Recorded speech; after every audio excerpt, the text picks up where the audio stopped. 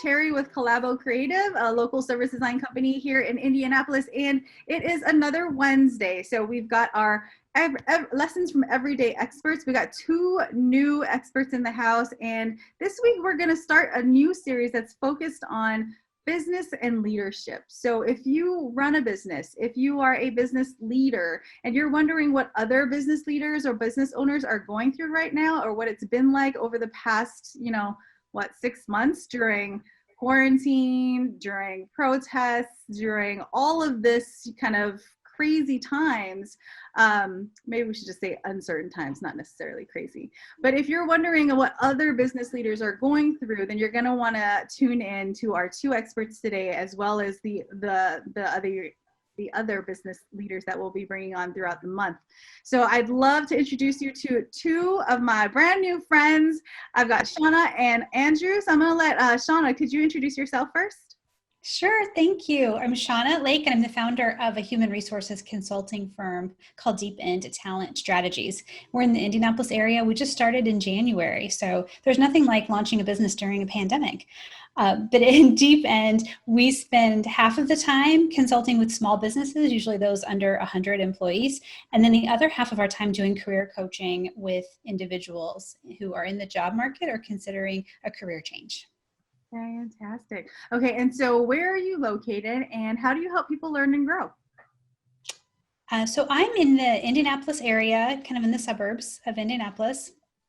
On the individual side, it really depends on where the individual is, helping them figure out where they are today, where they want to go, what are the gaps, and sometimes it's giving them the confidence and then the actual tools to get there and to achieve their goals.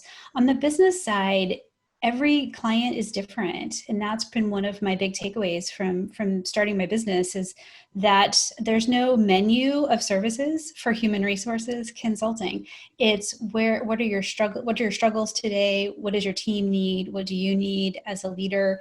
And where do we need to move you to? What are you working towards? And how can I help? And that learning comes from sharing my past experiences, sometimes connecting them with other leaders so that they can learn from one another.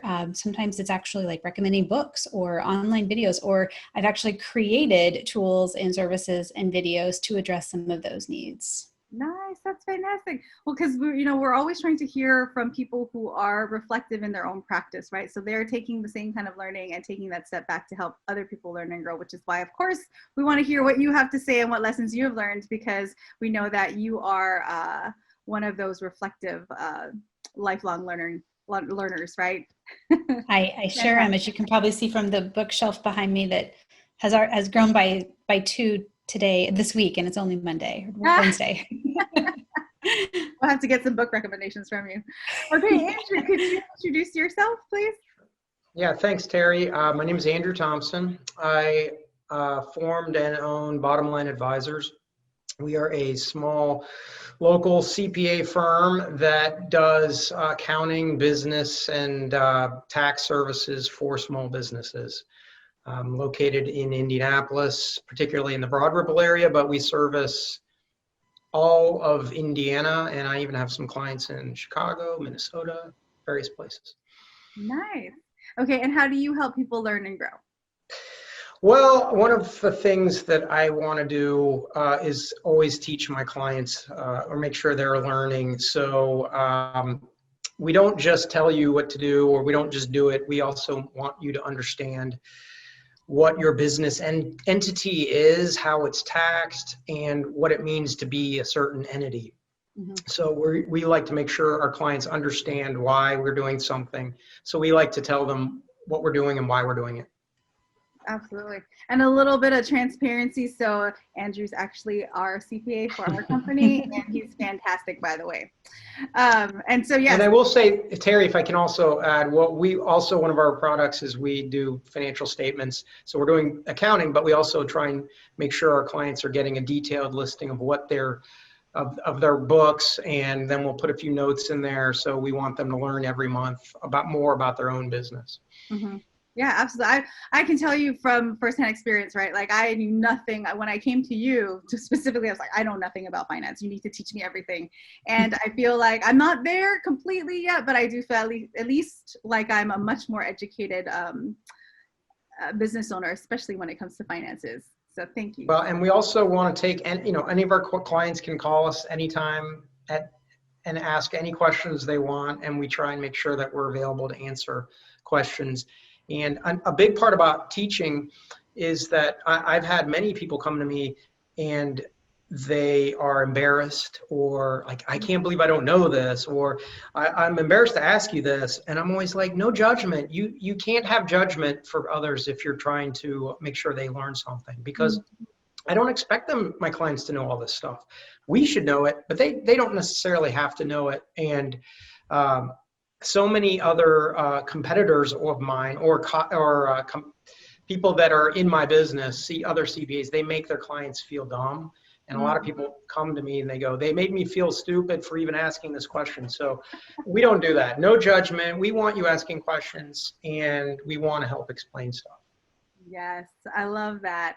And you're completely, spot on when you think about, right? Like if you're trying to help people learn, you can't judge them. That's not the place to be operating from. I'm sure both of you have that experience. So I'm so excited to hear the lessons that you both have to share, because I know that you're both so reflective, and I'm sure have, from your own, whether they're missteps or successes have learned through experience some lessons, some fantastic lessons, I'm sure.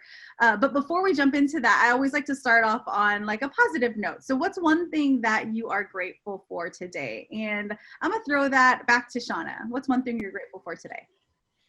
I'm grateful for the ability to work remotely. I work virtually with clients around the country, with my teenagers being back in school in a hybrid fashion.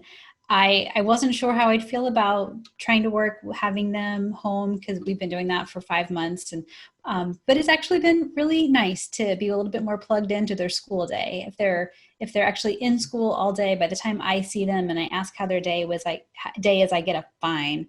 And I think it's because they're tired and they don't remember. But now I can check in with them after every period. So I'm enjoying it. I'm not sure you get the same answer if you asked them, but I'm grateful for that. That's nice to hear, though. That's always good, especially since we're trying to figure, like all the parents, right? Trying to figure out, how do we do this? One day at a time.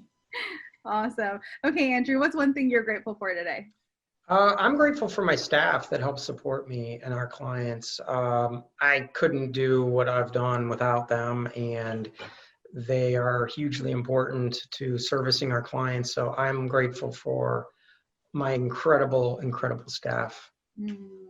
Nice, right? I think that's one of the things that's often overlooked, or the people that are often overlooked, right? Is that the people that just really carry the business forward, because we can't do everything ourselves.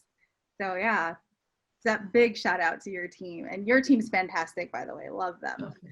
So, okay, so let's get into our lesson. So the big question, right? What's one lesson you've learned in business and or leadership in 2020 that you want to share out with the rest of the world? And I'm going to throw this back to Andrew. One thing, or well, all right. We'll start with one thing. Okay. I had a different answer in mind originally, but I'm going to throw this one. The recognition that you can't do something by yourself. Even if you're running a business and you're the only person in there, you usually almost always are relying on other people or outside influences to help you. So it's something that I just mentioned about gratitude for my staff. And I will say, as an accounting firm, many people are aware that there was something called the CARES Act that was passed as the pandemic was unfolding and continues to unfold. But there were things called the different loans from the government, and I realized that I can't handle the volume of calls, so I quickly recognized that I needed to deputize one of my team to become a subject matter expert on it, so that I could funnel a majority of those questions to that person so they could help me, so that I wouldn't be bogged down and clients weren't getting answers. So I recognized quickly I needed someone to step up on that role. I couldn't do it myself. I had to have someone else help me. Yeah, that's fantastic. Well, and then your ability to kind of recognize that on the fly, right? Because that all happens so fast. Yeah, there were all kinds of there were people saying, "Oh, I filled out my loan application already," and nothing had even come out yet. And I'm like, I don't think so. And there was just a flurry of information everywhere, and we needed to have someone that was super organized on our team that could be that sort of be able to respond to clients, quickly with some kind of answer, even if it was hold tight, be patient, because patience is the other one I was going to say. That one's not even really a learning, but more of a reminder that patience is crucial, especially when something's going crazy. You better be patient. I love it. So you gave us two there: patience and being able to rely and realize how we have to rely on other folks. Awesome. Yeah. Thanks, Andrew. Okay, Shawna, sure. What's one lesson that you learned during 2020 around business and leadership? Well, I'll start with the leadership side first. I think this has been a reminder for a lot of leaders, regardless of whether you lead from a position of authority or you just lead from your seat, to be flexible. When I started having some initial conversations when I was launching my business in January, I was talking to small business owners and nonprofit executives, and we were kind of thinking about the types of projects we might do in 2020, some succession planning, identifying high potential talent, revamping performance management. Little did we know that in 60 to 90 days, we'd be trying to decide whether they can stay in business or if their employees would actually make more money on unemployment. And so their wishes and their desires, what they want to do with their year and with their business hasn't changed, but we had to be flexible. We had to still take that approach to wanting to watch out for the best interest of their team and grow and develop their talent, but we had to put some of that on the back burner. So I think flexibility was a leadership lesson. That again, kind of like what Andrew said, it wasn't a new lesson, but it was a reminder for a lot of us that we have to breathe and we have to prioritize and we have to triage sometimes first. On the business side, one of the things that I've learned as a new business owner just in the past 7 months is that you don't build services and products and then try to sell them to people. You understand what the clients need and want and then craft product offerings to meet those needs. When I first started having conversations to tell people about my business, they would say, well, what services do you provide? Which kind of led me down a path of, well, I need to build out different packages and different services. And I realized that was time I'll never get back. So really it was more about, well, where is your business? What are your needs? What are the opportunities? And let's work together to address those. So that's been one of my personal takeaways from this year. Yeah, and hugely valuable as a business owner, especially a new business owner, right? That's fantastic. Yeah. And it kind of goes hand in hand with what Andrew, you were saying. And, like you probably at the beginning of the year, you're just like, I'm going to need someone to oversee these government loans. That wasn't a thing. Nope. Which, from what Shawna was just saying, and another takeaway of 2020 is, with pain and trauma and unease is opportunity, right? So there are opportunities to do things, and there's work, with some of our clients needing essentially, like, I need my information for the bank. Okay, well then we better get your financial statements done, right? Hire me, okay. Or can you help me, Andrew, with PPP loan forgiveness, for example? Yes, I can. So there's things that, like you said, lines of business I wasn't doing before or thinking about even doing before, but now I have different skill sets that we can build upon. Opportunity. Yeah, and that being able to just kind of listen for those opportunities. I think, Shawna, you had said that, right? Like listening to the needs of your clients and really understanding what is it that they're needing right now, and that flexibility to adapt and provide those new services.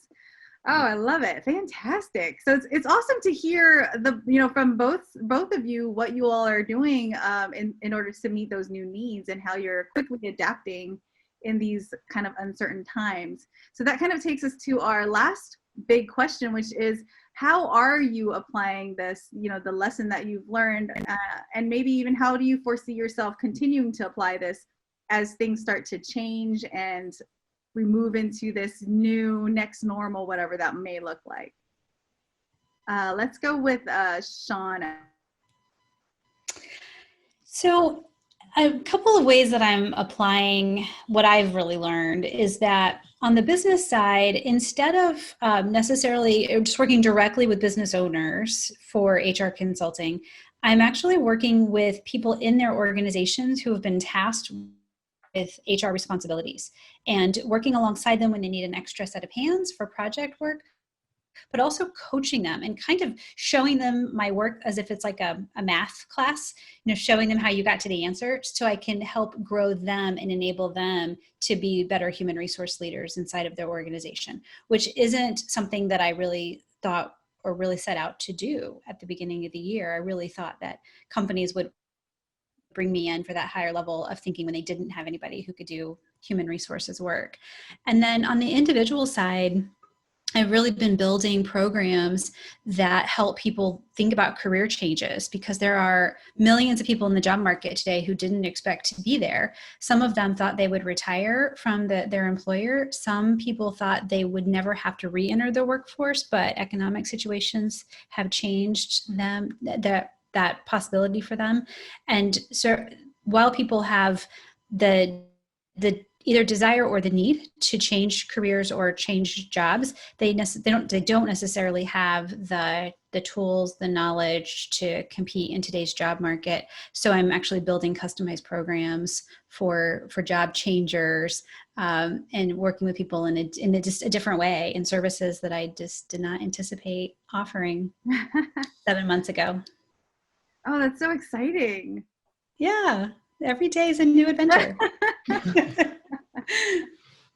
And it's fantastic. I mean, it's kind of where you know that you'll see success in it because you're starting from what the needs are first and adapting around that. So it's so exciting. It's very rewarding. Every day I have someone say, thank you, what would I do without you? And that's what motivates me. So it's been great. Oh, fantastic. Okay, same question to you, Andrew. How are you applying these lessons? Well,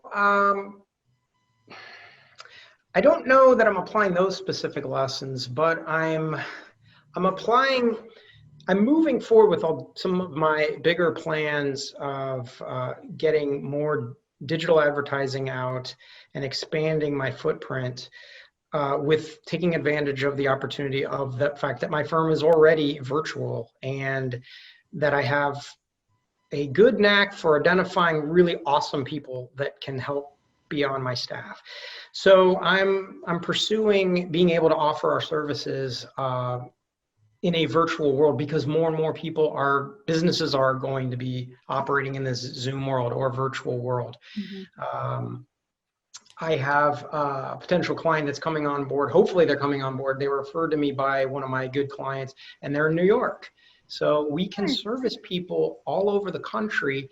And so I'm going to keep pushing that, since we're already we're moving that way anyway, and we're already sort of set up for that. Mm-hmm. I'm excited about the opportunity to do more of the virtual work and just being able to expand my footprint, since we're pretty much set up for it. So that's kind of what's going on for me right now. Yeah, that's super exciting. Well, and in how you had talked about the need to rely on good people and being able to tap into your team, like I totally think that aligns with that lesson, right? Like in order to carry out this virtual work, you've had to create a team that could perform well in a virtual environment, and finding talent like that. Yeah, so true. Okay, so to be successful virtually with a staff, communication is hugely important. I mean, you've got to be able to communicate, and your team has to just be able to thrive in that environment without having somebody other than maybe your kids or your spouse come down the door. Hey, how are you? But you've got to be fired up and motivated by clients sending email saying, wow, this person was incredible. I get emails from clients that share this, just, we couldn't have made it without you. I've had several clients say something about how you helped us get the PPP loan. We wouldn't have been able to do it. You had our books ready to go. Everything was easy. The bank, you made it easy for the bank, and we got the loan, and we couldn't have done it. And that really fuels me. It fires me up. My team gets excited. I'm excited, and it just makes the whole thing really, really fun. Mm-hmm. It's so great to hear, because, you know, a lot of folks, I think right now, especially businesses, are making that shift to virtual, right? Whereas you all have been doing it from the start. And Right. so it's really amazing to hear that you can have a highly performing, highly engaged team, completely remote and virtual, and they're still supplying like high quality experiences to your clients, right? Like, Absolutely.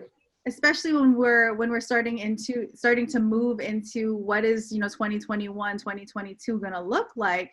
Virtual is going to be a thing. We can't go back in time and be like, no, that's not a thing. It doesn't exist, right? Like, no one's going to be able to just clear the history books of 2020. That's not going to happen. So much has happened, so many new experiences that, you know, it would be great. We're going to have to get you on another call, but to hear just how are you managing a virtual team? How have you seen success? You know, more about those pieces. Yeah, I would love to. I would love to do that. Okay, we're going to have to plan that. Okay. But that was awesome. You gave me goosebumps, both of you. Oh, I love what you both are saying. It makes me really excited. And this is one of the reasons why I like hosting this weekly show, is because I get to hear everyone's lessons, and I'm always getting goosebumps at what everyone's saying, because I just learn so much from everything that you all are doing, and the experiences that you have, and seeing that that kind of fire and passion to adjust and move, and, you know, just doing all the things that we need to be doing as business leaders and business owners to provide great services to the people we serve. So, oh, I love it. Thank you so much for your lessons and sharing them with me. So the last thing I always like to wrap up on is kind of along those lines. I like to hear what motivates you all, because you are smart, you know, like really smart, in-tuned business people who've either been working with companies to help them improve, or, you know, running your own company for several years. And I'm always trying to find out, how do I grow and how do I get better? So I'd love to hear the words that motivate you. So if you have any words of wisdom that maybe it's a mantra or a motto, or a quote that's, you know, kind of your favorite quote, we'll sign off by wrapping up on those. Anyone want to jump in? I'm happy to do that. I have what's my favorite quote, and it's my mantra, and it guides conversations that I have with my clients. And that is, while no single conversation is guaranteed to change the trajectory of a career, a company, a relationship, or a life, any single conversation can. Oh, nice. Who is that from? I don't know. It's author unknown, but I have it. I got it on a postcard that was advertising a webinar about 15 years ago. And I still have it in my office, and it's my bookmark every time I'm reading a book, which is all the time. And so I'm reminded of it all the time. And I have it on my LinkedIn profile, because it really does guide the work that I do. Mm-hmm. Oh, that's fantastic. Right. It all starts with a conversation, just like we're having here. Exactly. And some of them are just lovely, and you go about your way, and some of them are pivotal in your life and in your career, and you never know when that's going to happen. So you just need to be open to it. Fantastic. I love that. I'm going to have to find your LinkedIn so I can get that quote from you. Please. Okay, Andrew, what's your words of wisdom or favorite quote? Well, I'm not a big quote person, although my wife gave me something that sits on my desk, and it says, leap and the net will appear. So the thing is, in this business, when you're running your own business, you really are, you've become a hunter. You're out to kill and eat what you bring home, you know, and it's, it can be very motivating, but it can also be scary. You know, you can be, whoa, wow, I don't have a safety net. But you know what? You kind of do. You have to then remember to rely on people like I have my wife, who's a tremendous partner to me, and I couldn't have done what I've done without her support. Or my staff, as I mentioned, they're a safety net for me. They help me get through things. So yes, it's you're out there on your own with no safety net, or no, you know, you're up on the wire, high wire act. But at the same time, you just remember to look for those support mechanisms that are in place. And if you don't feel like you have one, hey, call me and I will be glad to help you through it. So because I get very excited when I hear clients thank me for illuminating something to them, or explaining something, or someone finally doing something that they're like, I've been through 4 accountants and no one would help me, and you finally explained it, so I understand it now. So that gets me super excited. Yeah, I love how passionate you are about accounting, because that's what I want in my content, right? Like, yeah, I hope you are passionate about this, because I am not so passionate about all the numbers, but but that's why, you know, like I love what you just said, like leap and the net will appear, because it is, right? It's relying on those people, relying on the connections and the relationships, because they are our support net. And you don't always have to have a plan B if you have the right people that you are connected with.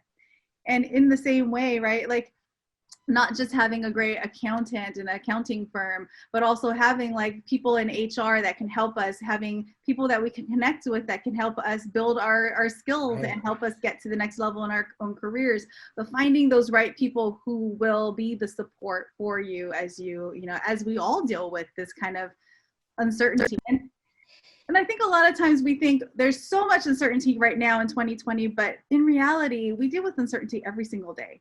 We never know what's going to happen tomorrow, right? Like I want to say March 13th was pivotal for us this year, because it was like we were doing research in hospitals on March 13th. Come March 14th, we couldn't do that anymore.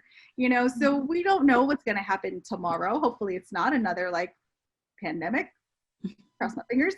But there's always something, right? We're always dealing with that uncertainty. And so I think one of the things I've just loved about 2020 is that it's amplified everything that we've experienced. And all of these, the lessons that we're learning now, like you both have said, it's not new lessons. It's just much more apparent. We're seeing them, and we're seeing the stronger impact of it because of what we're going through right now. So thank you so much for your time. I've got like chills. I'm just like, oh my gosh, I love this. I'm gonna have to go back through and watch this after it's done recording. But thank you so much for your time and your perspective, and just being open to sharing, you know, what you've experienced. Because I know a lot of times, especially when we have missteps, and you're like, oh, I don't know, that didn't go so well. Or I kind of just did this and we'll see what happens. A lot of times it's a little uncomfortable to share that. And so I really appreciate your candidness and just authenticity and being yourselves. So thank you. Oh, thank you again. But we'll wrap up here and say thank you to all of you who are watching. I hope you really enjoyed. I hope you enjoyed just as much as I have both Shawna and Andrew's words of wisdom. And I hope that you are able to take some of the lessons that they shared out today and think about how they apply to your context and your work. How are you dealing with the same kinds of things? Who are you relying on? Who's your safety net, right? And how are you thinking about just adapting and listening to the needs of your own clients and customers? How are you doing these things? Because these are fantastic lessons, not just for 2020, but just for business in general and business leaders. So again, thank you to our experts for sharing your words of wisdom. And thank you all for watching. We hope that you enjoyed this, and we'll see you next week. See you later.